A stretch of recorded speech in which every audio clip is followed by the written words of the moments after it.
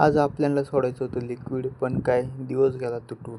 तर नमस्कार मित्रांनो, स्वागत आहे आजच्या पनोती ब्लॉगमध्ये. सकाळीच मी गेलो होतो मोटर चालू करायला, पण काही दिवस तुटत होता. मग पप्पाला घेतलं आणि आलो डायरेक्ट विहिरीकडे. तसं तर डिओ टाकायला मी पण टाकला असता, पण कधी कधी माझं मन म्हणतं मालक तुम्हीच पनोती, आणि हे काही जुगाडे शेतकऱ्याच्या पोरांना तर माहितीच असेल.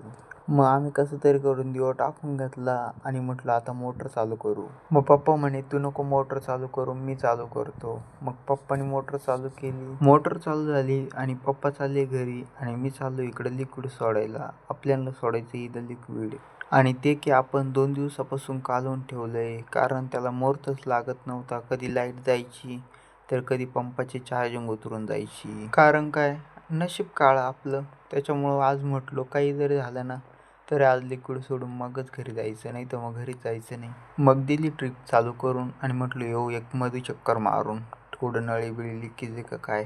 आणि आज कुठं आपलं काम पूर्ण झालंय. आज फायनली लिक्विड सोडून झालंय. मलाच माझ्या भरोसा नाही हो राहिला. ते जाऊ द्या, आपलं काम फायनल झालं ना म्हणजे बास. आता चला आपण जाऊ घरी. घरी आलो लगेच भाऊ म्हणे चला आपल्याला जायचं विहिरी आणायला. त्याला म्हटलं अरे आधीच माझ्या मागं 7.5-3 तू मला घेऊन चाललाय, आणि ही अंगठी बघून घ्या 52 कॅरेट सोन्याची. आणि तिकडून येताना गाडीवरती विहिरीची गोणी टाकली आणि लागला ना गाडीचा हँडल हलायला. भावाला म्हटलं तुला माहिती आहे ना माझ्या मागं 7.5 आणि तू मला घेऊन आलाय.